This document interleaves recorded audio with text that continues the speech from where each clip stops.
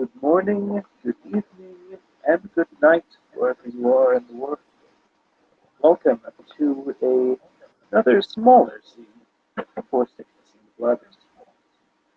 Our scene is set at the Chancellor's estate manor. Well, I wouldn't necessarily call it either of those, for despite the money and manpower that went into it, there are very few extravagant places in Heaven's Gate.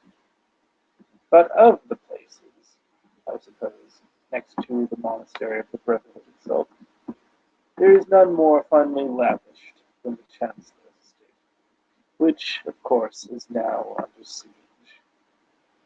The windows are all boarded up, so the faint, pale light of dawn can just barely seep through the cracks of the windows. That moment, the transition between night and day, that awakening when the world breathes again, that is where we begin our scene, with Yulia awakening in her room. She'll find herself out of those fancy clothes that she was encouraged to wear to the Chancellor's fancy dinner party. Instead, I suppose she would be dressed in a more sort of evening gown wear.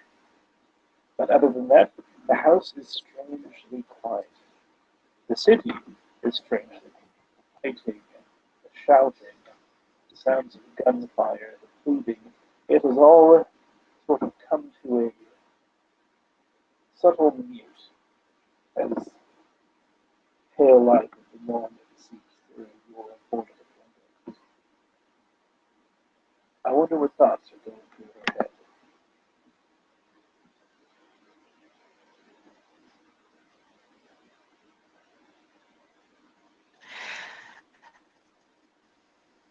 As far as what's going on in Yulia's head, she awakens in the same sort of a heavy-headed that one has after a long night of much, because that's what she's been doing. She wakes and the bottoms of her cheeks are red and puffy, and she remembers every word that was said, every sobbed word, and once again she's frightened. She's a frightened little animal. Because now what?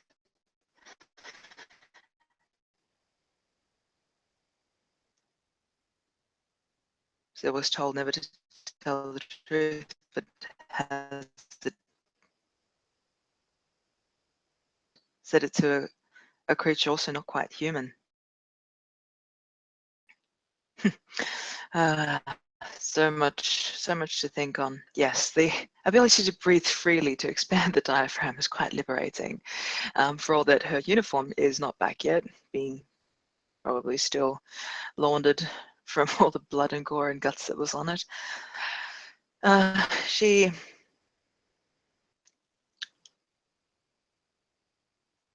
checks her weapons, makes sure they're still hidden where she hid them. Having a knife in its sheath under a belt or she'll put up more over what she's got on, not remembering getting out of the clothes. She's a bit worried, but not overly much. There's worse things to worry about than who undressed you last night.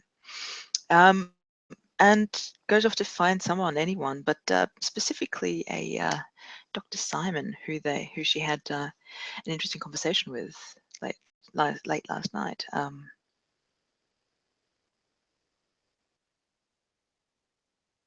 Mainly to find out just how much she heard. She heard too much. She sooner rather. She hates us, but there's still that ingrained paranoia. Yeah, she will put on what layers she can to be decent, contrasting to the finery that she potentially still is wearing as otherwise, with the morning robe over the top. Heavily contrasted would be her army boots, because now that she's got those back, she's not taking those off again. They're good boots. courtesy of the Russian state. Gone out and most likely find Boris or the servant lady and they're either use of persuasion, intimidation, sheer bribe. I'll work that out with David later. Find her way to Dr. Simon's room, I dare say. Dr. Simon, you find yourself on the receiving end of the beautiful description you just have done of the glory of the morning, of the dawn, and the darkestly past. What are you? Well, Dr. Simon's thoughts are muddled right now. Even as the light begins to pour through, they barely, barely do justice to the agony that he is beginning to feel. An image of horror, a moment of exquisite ecstasy, a feeling of being more alive than he ever has before, and then just a cold numbness of oblivion until now, as the light begin to slowly pour through the windows. It's sort of coming back to Dr. Simon, the sensation. But the sensation is pain. Pain spreading up from his leg, from the claw marks that it left upon him. His frantic escape from the underground. No, it wasn't the doctor that did that to him. Not even sure what the doctor did to him, but he feels so incredibly weak. Any of the fortitude that he normally has, trying to sit up in bed, trying to understand himself, what needs to be done to tend to his own wounds, self-examine himself. There is no energy left to do any of that. He is so profoundly exhausted, so tired in ways that he couldn't even imagine. How easy it would be to just sort of let go right then and there and just back off to that almost paradise of an oblivion as opposed to the agony that he feels right now, especially when he begins to feel the burning sensation in his lungs and in his eyes, the sickness, that terrible plague. He begins to cough and retch, but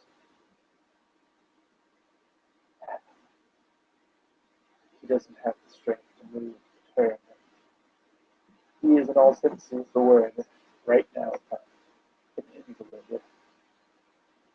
More stranger still when he hears the door to his room begin to open. He has the strength slowly to turn his head. In a moment he fears that it is whatever Dr. Hopkins is. He's even a bit ashamed of himself. His part of him gets excited, is almost kind of aroused, despite his horror at what he witnessed. The true face of one of these kindred that Garner wrote about in his journal. But he doesn't see Dr. Hopkins, except he sees another familiar face, one that makes him relieved, which is strange, seeing as it is the face of Sergeant Kowalski.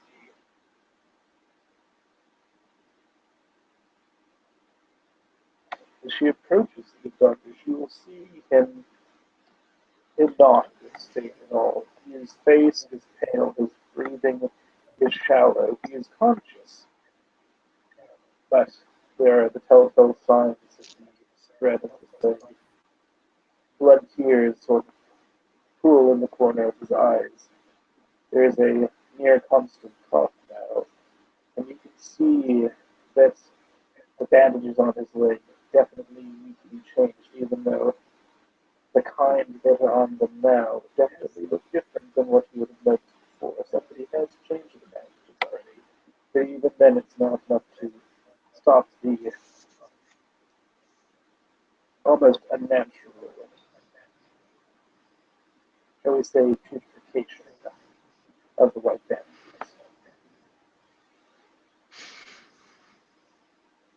Yes, well, may come to a surprise to some, but dear old Major Kowalski does have basic field medicine. She's mostly a one-trick pony, mostly, but no, she'll approach and hear the rattle of breath, shall we say, the smell the infection ripe on the air, wafting over, not quite as strong as that sweet sort of rot of decay, but certainly there'll be the fin of the pus and everything that is beginning to really do some damage in that leg, which might need to come off. But she, as opposed to Simon, doesn't appear to be as lethargic last night. If anything, Dr. Simon will see in her face is again that furrowed brow, that almost borderline pissed off tough girl that is almost her default expression, and approach, but stay a respectful distance. Her usual modus operandi to at all. So this is strange still. And in her usual unemotive state, she'll just sort of stand there and go, "Are you awake?" He will just slowly nod his head before someone coughing afterwards. Yes, yes, I'm awake. You all right?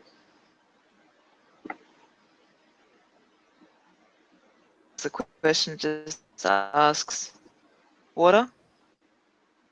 I sort of actually realizing how Parson shakes his head, maybe a bit too vigorously, a bit more of the coffee spree escalates. He's very tiny.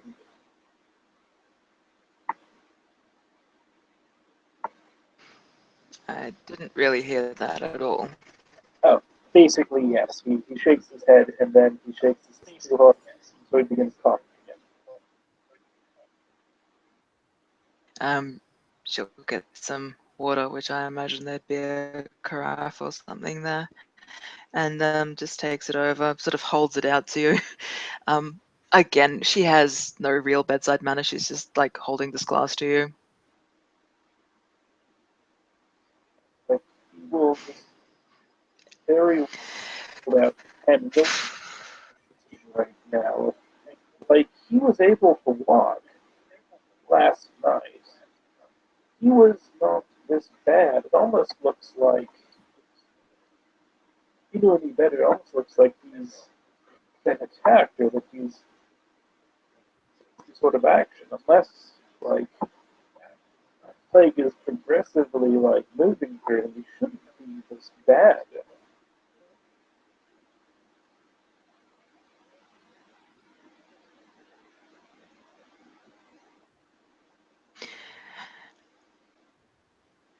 The weakness and everything that's just overcoming him very awkwardly and very way too much down your throat. Like I said, side manner.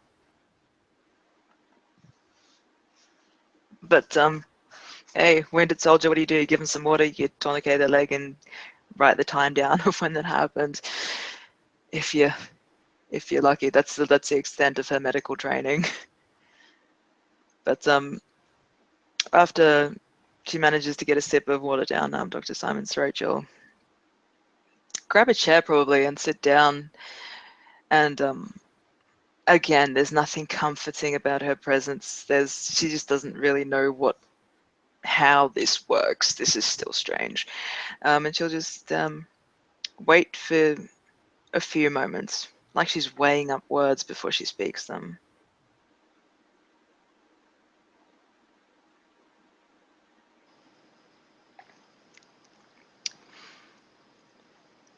And unless Dr. Simon wants to say anything after a good long awkward pause, she'll just say, "So how much did you hear?" Again, he looks at confusion at you as he says, what are you talking about?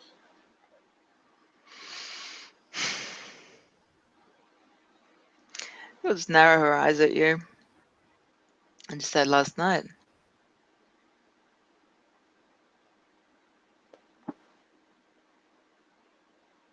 I don't understand.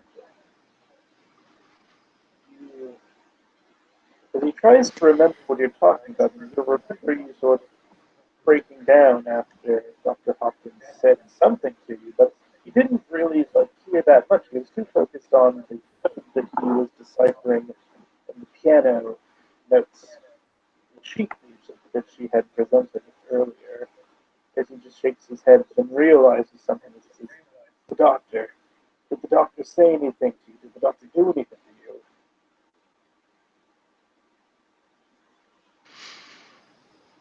You see a deep inhale, and you can see that she'll actually sit up straighter in in an obvious body language of a yes, but she just sort of says, no, just wondering what. But if you didn't hear anything, then don't need to worry, do I?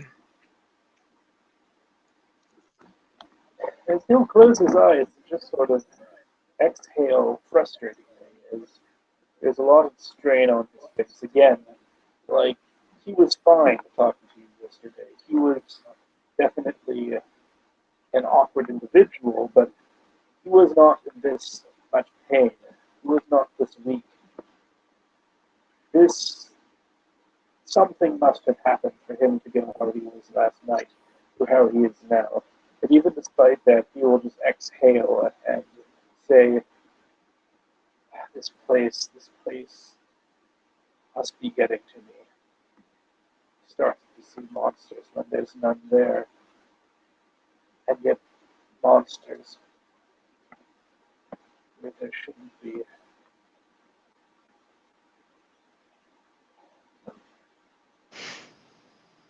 And then Yulia probably says the most terrifying thing she could at that point and just say, no, the monsters are real.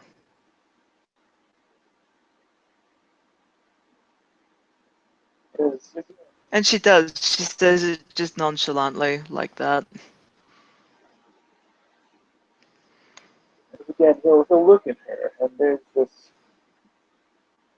very sad look to his eyes. Not necessarily defeated look, but a great sense of weight. Perhaps now more than ever, he's beginning to understand what Dr. Penny did. Simon will close his eyes and just say, I need you to help me with something.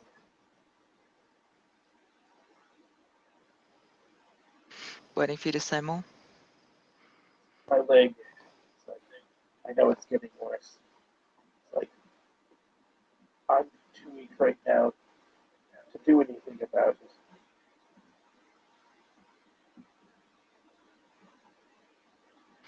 I can She tell just you what to do, but I'll need you to follow my instructions to the letter.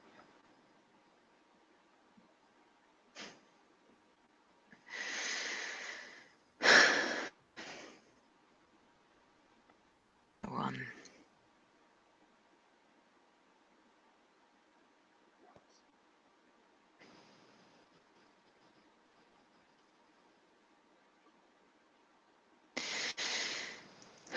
Do.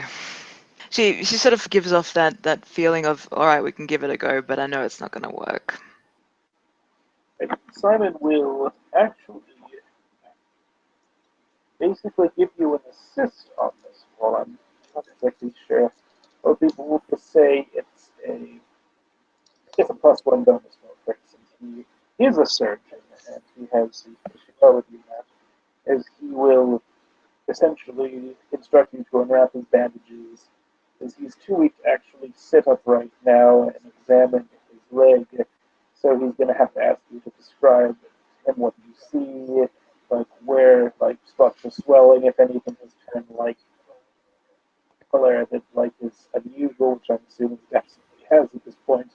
Uh, and then he will try and take a diagnosis and then instruct you further about getting some rubbing alcohol, trying to stitch up the wound, Mhm. so on and so forth.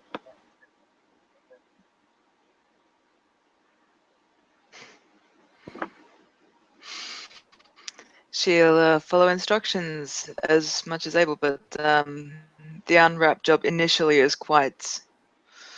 But I think as she hears you sort of wince and flinch, and you know those quick inhales of "ooh, that really smarts," she'll sort of try and take it a bit slower. And yeah, once it's unwrapped, I imagine, what I recall, it's deep gouges, claw-like lacerations, which probably even go into the muscle. Probably even I don't know whether they'd graze all the way to bone. Probably if they're lower leg towards the shin, you probably would have exposed bone, so you would have had massive clotting, probably still seeping, weeping on the wounds. And unless treated with antibiotics or anything like that, I imagine infection would have begun to set in. But then again, these are supernatural wounds, so it's up to the imagination of how bad they really are. But she'll pretty much describe, as I have done, deep gouges, lacerations. But before she'll actually just yeah, you'll notice that she's still wearing those fucking gloves, and she'll just sort of flinch back and put her hands behind her back and go, "What did that?" He will try to rasp out. He'll say things just trying to tell the chancellor about before we were interrupted. The thing that's below the city. I'm sure is responsible for spreading the plague.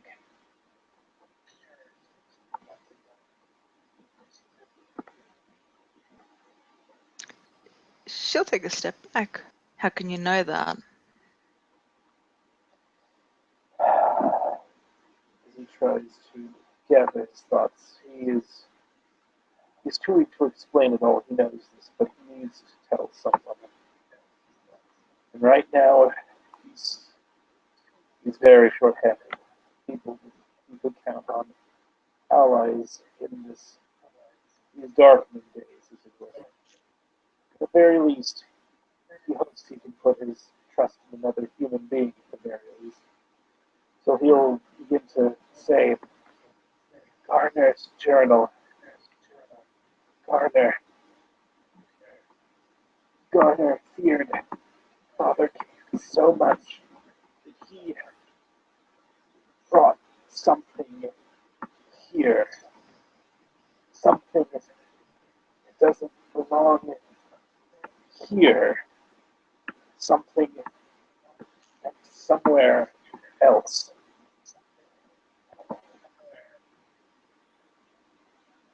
That's why the disease cannot be cured. The thing must be made to go back, or else the disease cannot be cured. It will keep changing.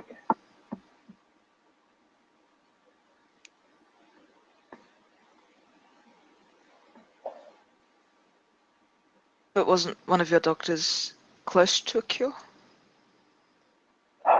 She said so.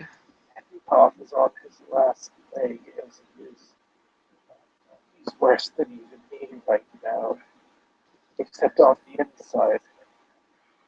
He's a fool to not listen to him earlier, though. He speculated that the disease was alive, sentient, changed. I believe the disease. How to explain? Gosh, there's no time. There's no time.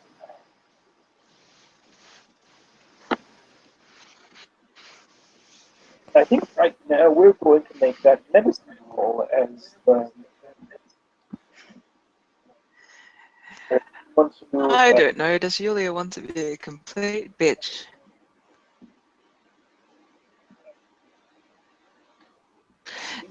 No, we'll wait. But all right. She'll just take a step forward because she's interested, and doesn't trust this guy as far as she could throw him in so many ways. But she's interested in what's coming out of his mouth. She wants to hear more of it. So if she has him up,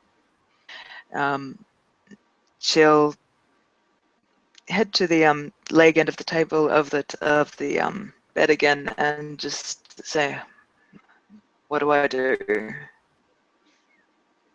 As he again asks for what you see on the leg when you describe him, the beautification has begun to set in. Will basically instruct you to do the best that you can. Tourniquet the leg, clean the wound as best you can, apply sterilizing liquids, and then just re-bandage it.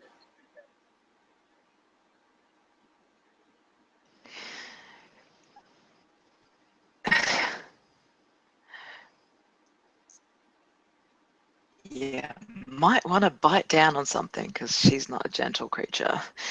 But Already on it is he also will instruct you to I meant, well, that's fine. This is old school but talking about here. Like if you hand him like anything, uh, like so even like a little metal tray, just a piece of cloth, vodka, some vodka would be very much appreciated. I'll just take a belt, shove it between your teeth. It's what they do for epileptic. Yep, that'll do. Well, she does have ghost somehow, so she'll use the last of her precious vodka reserves on Dr. Simon's leg. And yeah, going to reveal that she's armed, probably initially, where she sort of pulls the knife out and just begins to sort of scrape off some of the dead skin and some of the pus because she doesn't really want to touch it. And where some of the skin infected, she'll just sort of drain it as best as she can, wipe it off with bed sheets or whatever she can find, because I don't think we have very much here in the ways of medicinal equipment. But yeah, just make do and the sheets again and just rebandage. And that is, if you want Dex or Wits medicines, 5 dice. So if you want to roll that for me, and I think in this instance, we'll go with Nog will be because with you. right now you are with us. I'd say right now it would be wits because you're trying to not make the damage worse. It's hard.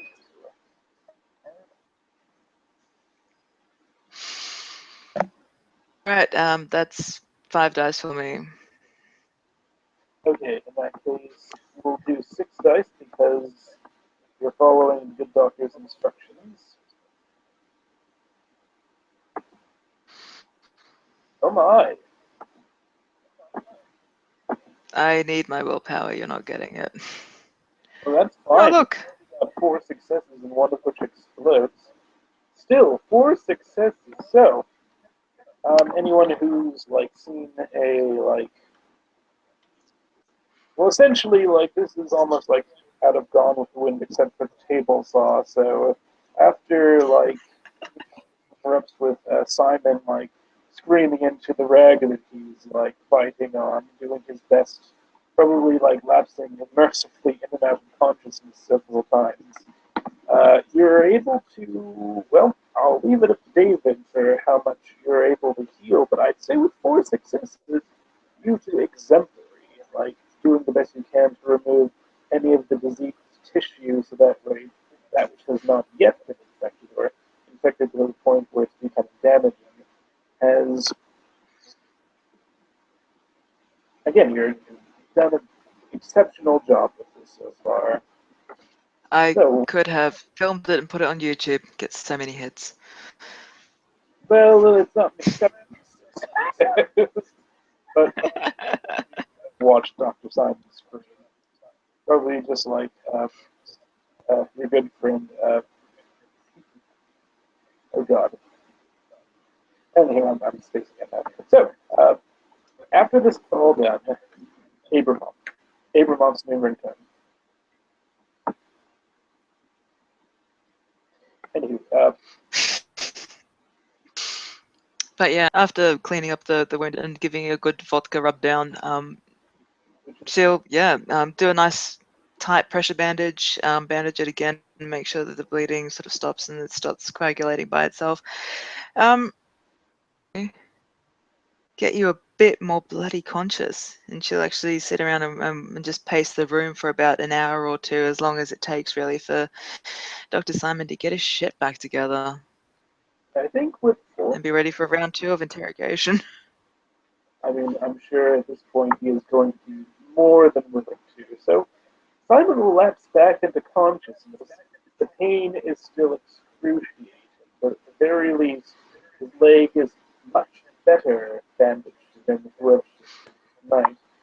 Like, again, the telltale sign of somebody who's done this sort of thing before, at the very least has the medical training in order to make a very tight and secure pressure bandage. And again, he'll just sort of see Yulia pacing back and forth, though now with sweat caked all over his face and probably like the rag, I guess, has been removed because it's just very weakly throat. I will actually say that while Simon's lapsing in and out of consciousness and not really sure what's going on, Yulia will take one of the makeshift bandages and bandage one hand, the demon mark hand, and at least that way she looks like she doesn't look so suspicious. But again, he's not sure what you're doing, but it makes sense in the context, and he's not going to question it. So he'll weakly click out. It go now.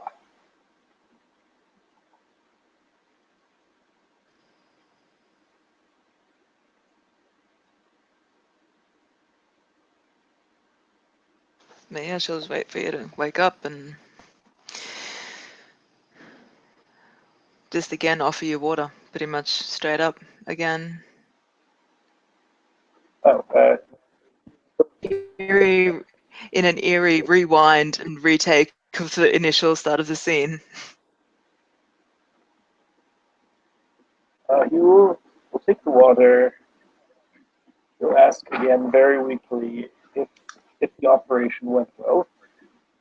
Although he probably wouldn't use the word operation, but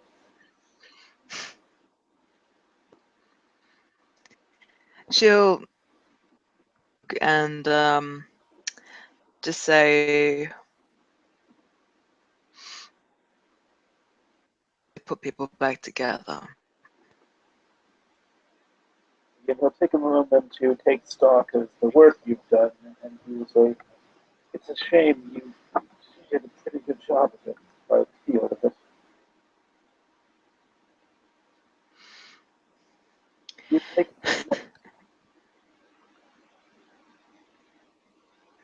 She'll just smile and then just shake her head, like you have no idea what's going on inside of her head, but it's just like, yeah, that's a fluke. She doesn't want to say it, but in her mind is just like, yeah, healed your leg, you've still got the plague, you're still dead at the end of the day. But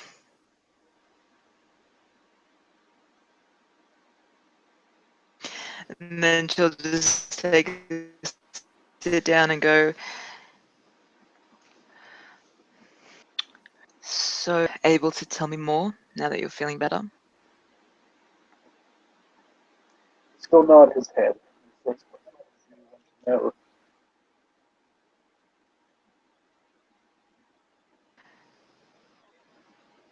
I was under the impression from the brief mention of Dr. Garner last evening that he was dead. Yes? Shake his head, listen. No, he's not dead. My fears are correct. That thing, that thing that's in the sewers, that's spreading the plague, that is what's left of Dr. Gardner.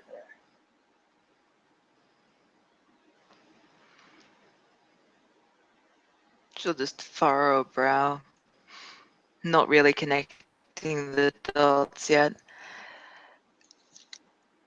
I'll say that Hmm? you have to be willing to imagine some absurd concepts here.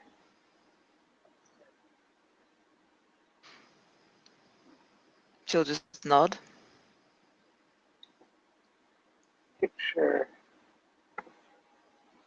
a shape that is not conceivably possible in this world. Something that is so alien to the laws of our world that it cannot fit into any specific place in the world as we know it. In order for such a shape to exist here, it would have to confine itself to another geometric shape that already does. In this case, that thing is able to exist here because it's using Garner as a means to exist in this world.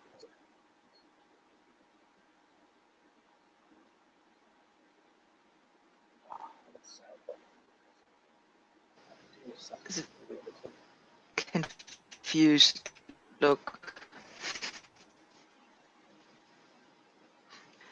Confused look, and she see that she's trying to saying, but quite a lot of it's just sort of going. Doesn't quite have the occult training that you have, and then just so Garner's dead, but not dead. Yes, yes.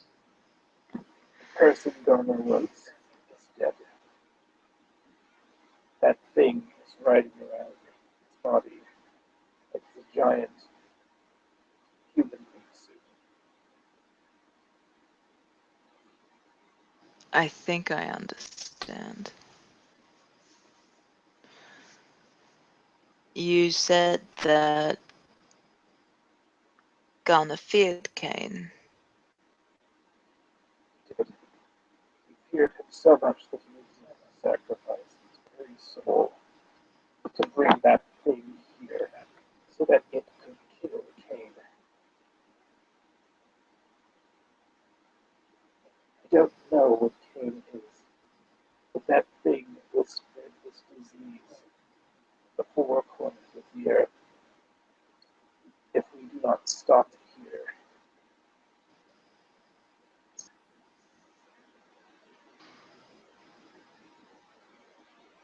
You see a very long, very thoughtful look on Yulia's face, and she begins to sort of just pick at the side of her nails, which actually you'll notice because you're a doctor and shit.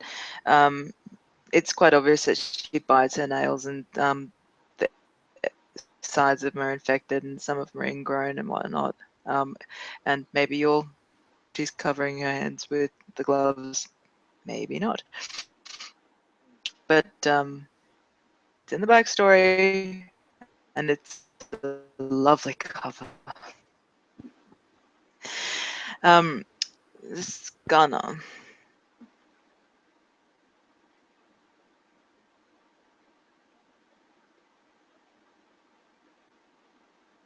I actually didn't hear that last part. What was it? She asks this Ghana, he was a friend of yours, was he? Suppose you could say that he was somewhat of a mentor. I suppose friend. You can tell that his voice gets very bitter when he gets speaking now, as he says, although a friend wouldn't have asked what he asked of me, a friend would want to protect those they cared about from having to do such vile things. He actually starts to lose it. Like the tears begin to flow more in earnest now as he himself barely can't hold back the frustrations because I think this is actually probably one of the rare moments that Yulia actually looks like she's a human being underneath those cold eyes, because she knows about being forced to do horrible things. God damn, she knows. I'll give you that pat on the shoulder. That's not bullyish or playful or anything. It's just I getcha. I kind of get that what you've been forced to do is probably worse, but and it does then she'll just I go said I on. did do a good job to actually calm him down a little bit to begin to compose himself a little bit more. So thank you. Garner was a close friend Mhm. of mine. Positive reaction. She's actually not going to let go of your shoulder either. She's just going to keep it there and attempt. It doesn't work very well, but just sort of then keep talking. Um, then just say, well, I've trusted him at one point.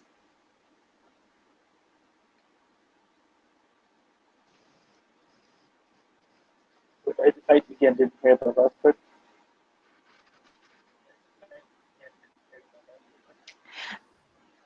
You must have trusted him at some point.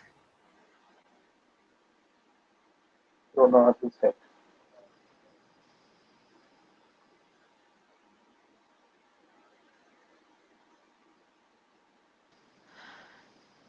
I'm understanding it right then.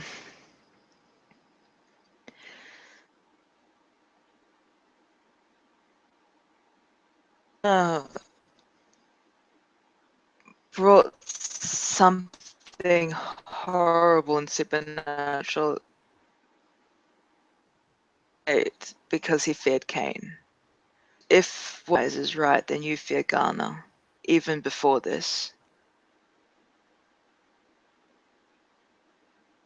What could be so terrible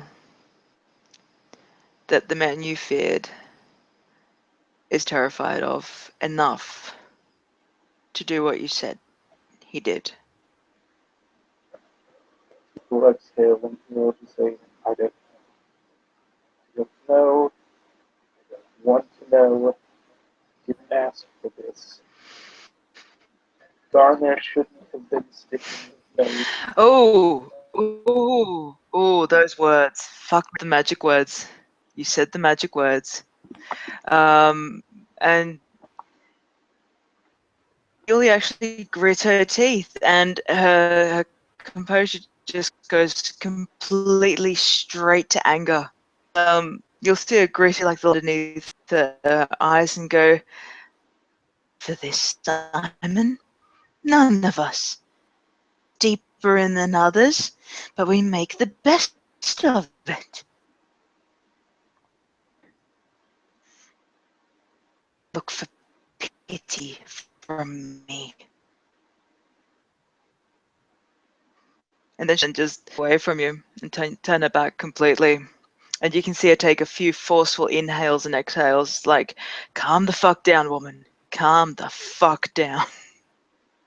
And he'll see this, And then she'll, realizing that he might not be as safe as the original intent as he has vivid flashbacks to the same person silently slitting the throat of an individual earlier several days ago. He will take a gulp and just say, what I meant is that Garner shouldn't have been poking around in Heaven's Gate in the first place.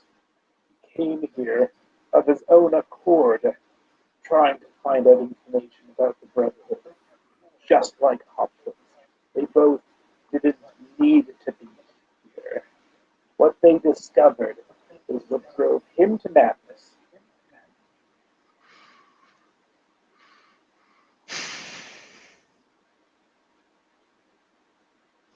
can see a tension in her shoulders.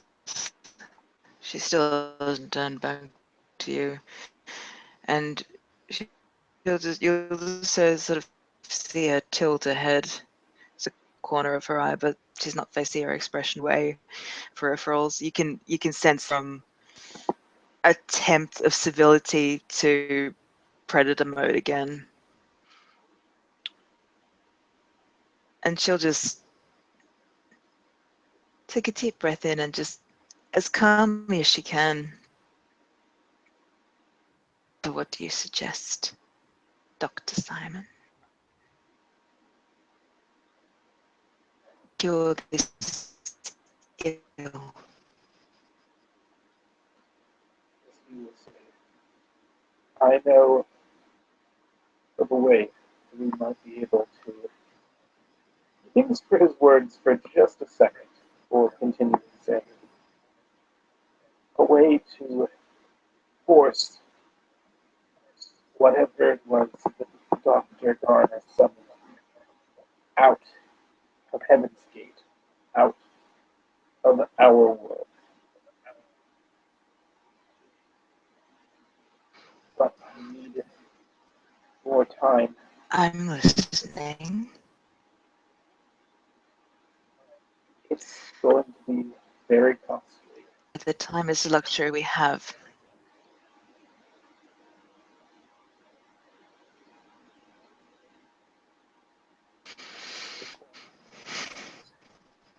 I'm sorry. Please continue.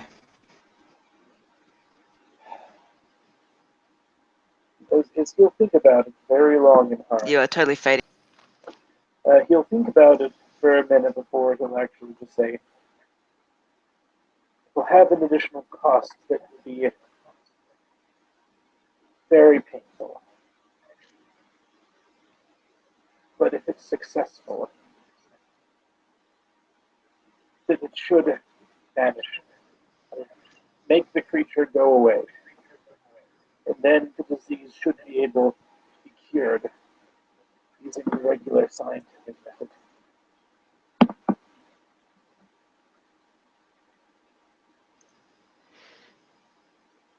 And then what?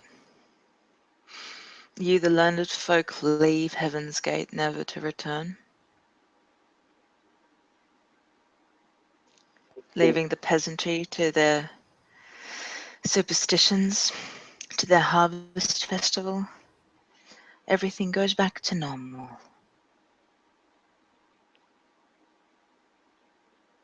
That for everyone who's ever suffered from disease wants, for things to go back to normal.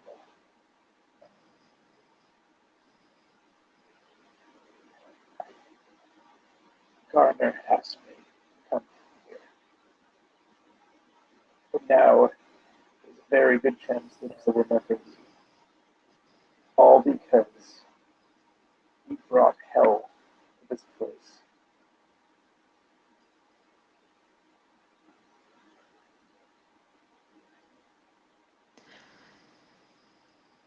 The cost you mentioned. Care to elaborate? I need to make sure that I understood the treatment correctly.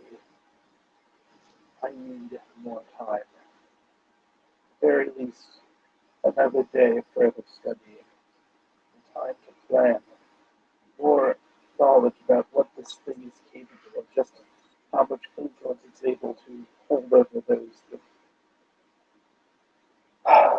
And his words sort of trail off of that is that, again, like,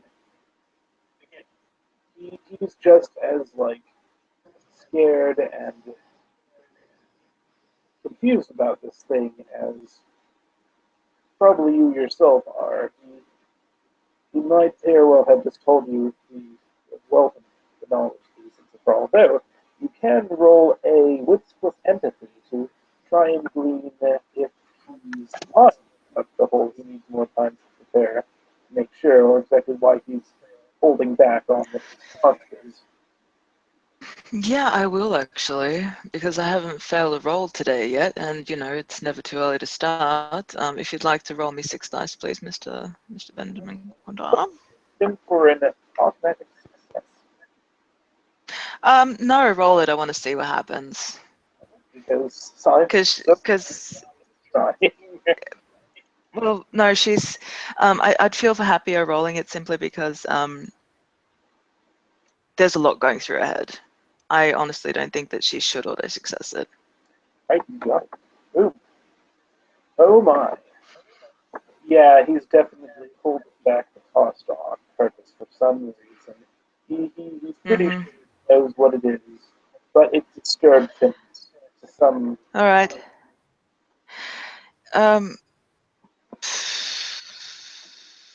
Did you want to do a contested, or are you happy for that to be obvious with that roll of the 2 successes? Like Yulia, Simon has a lot on his mind too, but he's in a much weaker state, and he's having a harder time, like not having his true colors show in this moment of weakness.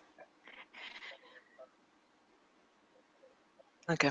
Can you do me one more roll? 5 dice. You are on fire today. And explode. Still just 2 dice. Only 2. Okay. And feel free to contest that one because that was my intimidation roll. You know what? I'm not even going to. He has no willpower. He is on his last leg. Just feel for the roll save.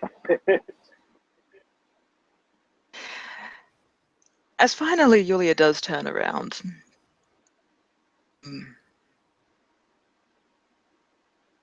Just square up with you.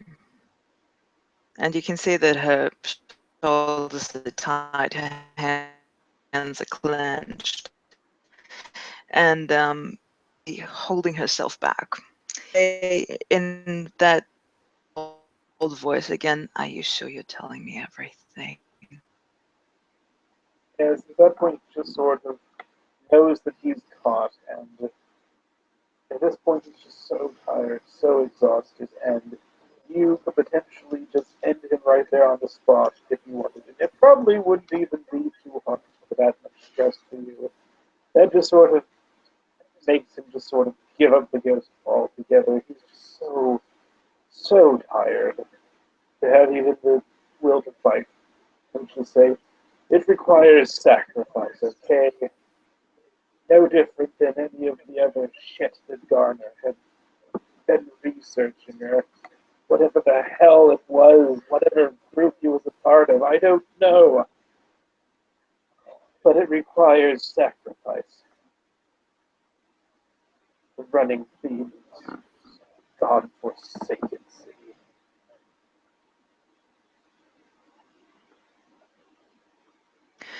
I see.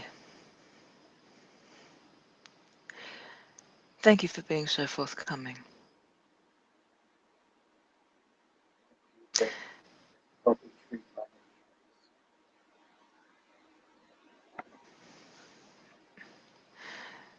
And she'll go to walk out, actually, retrieve the knife off the bedstand, leave you the last dregs of her vodka in case you want it.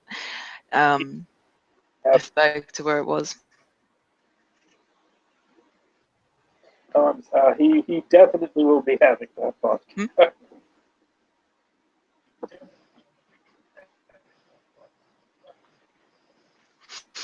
There's half a mouthful left. Julia just sort of goes to leave, but then you can see the tension just sort of ease out of her, and you can tell that she was putting on a bit of a show for you, for all that she probably could just kill you from across the room. The water that she filled your glass with, and actually put it next to the nightstand, refill your glass, and leave the carafe just in case you want another drink while you're healing and studying. And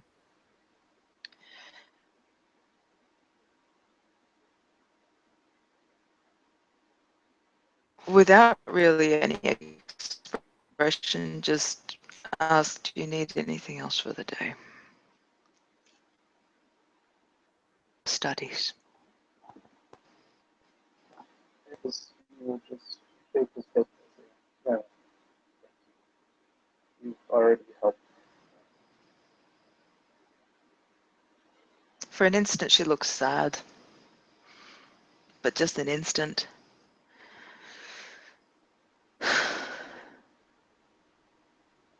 And then just nods. It's like she wants to say something, but just can't bring herself to.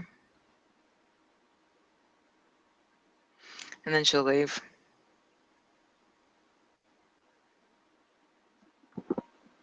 Any for Yulia if she's heading back to her room or wherever else, but she is heading off.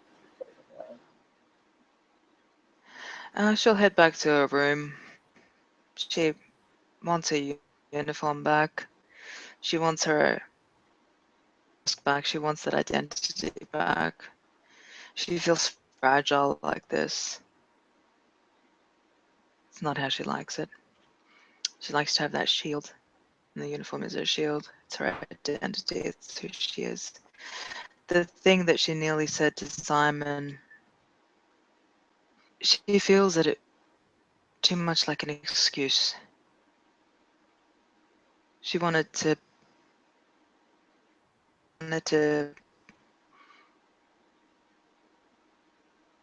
say sorry for how I am. I didn't want to be like this. Never wanted to be like this. I never wanted to be like this. You never asked for this, Simon. I never asked for this either. Circumstances made me what I am, and the circumstances have made me a monster. I can't say the words. She can't say them out loud because it sounds like she is admitting weakness, and she can't admit that right now. She can't afford to. So better she's seen as the sniper. So better she's the monster. Seems to get shit done.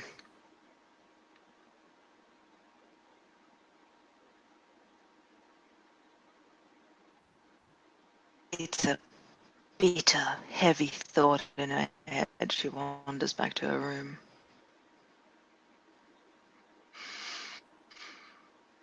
Her eyes, one of the spiders, she can see those sickly white-eyed ravens. Sometimes I look at her, sometimes I don't. She understands that they're waiting. She understands that. She understands more about what they potentially are now. That doesn't change the thing that's pulsating, burning in the palm of her left hand.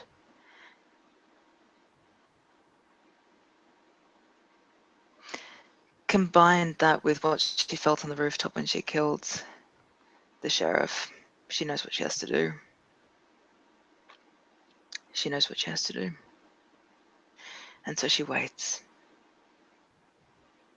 Patience, like the creature said. Patience.